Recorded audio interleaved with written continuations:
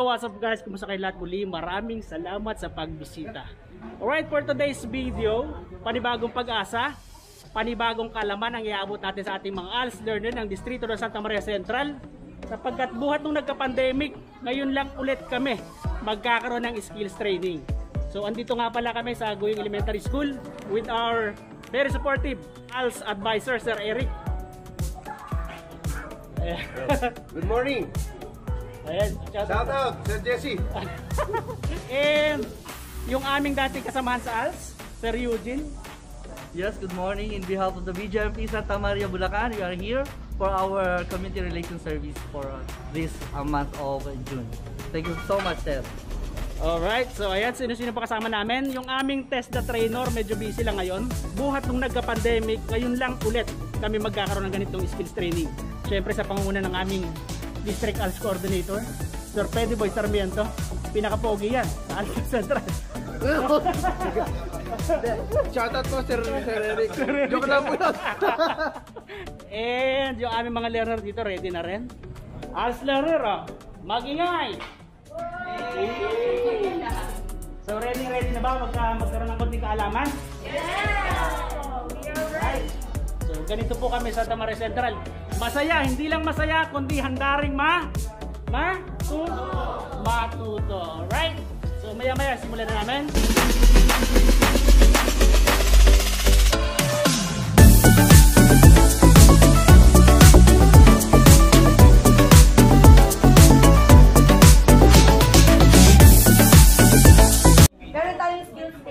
So ito ay sa pagpapaganda loob ng TESDA, ipagkakalog sa inyo ng libre at saka po ng ALS. So, ito po ay kasanayan na ibibigay sa inyo. Ano-ano po ba ito? Paggawa ng pabango, paggawa ng bagon at saka paggawa ng bleaching solution.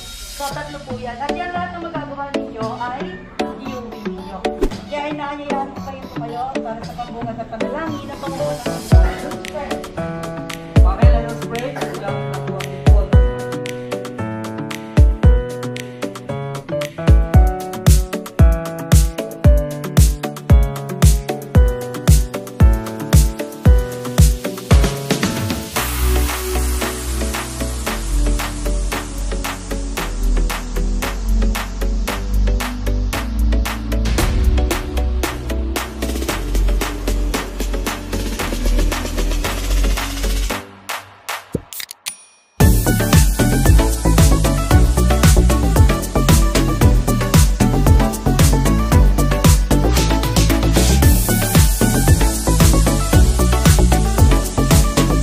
Nakatatlong skills training tayo na natutunan ngayon.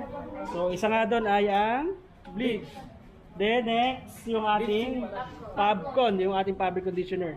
At syempre ang ating inaabangan sa skills training ngayon yung tatlong klaseng pabango natin. So ayan nga. Yung isang klase, yung Lacoste, na kailangan pa nating i-ferment. Sabi ng trainer natin within 7 days. Kaya antayin natin kung talagang mabango yung talagang ating output ngayon. Alright, so siguro agad dito na lang at tingin naman natin talagang ating mga ALS learner ay talagang natuto at sigurado pa ikinabangan nila yung natutunan ngayon. And God bless, keep safe and goodbye.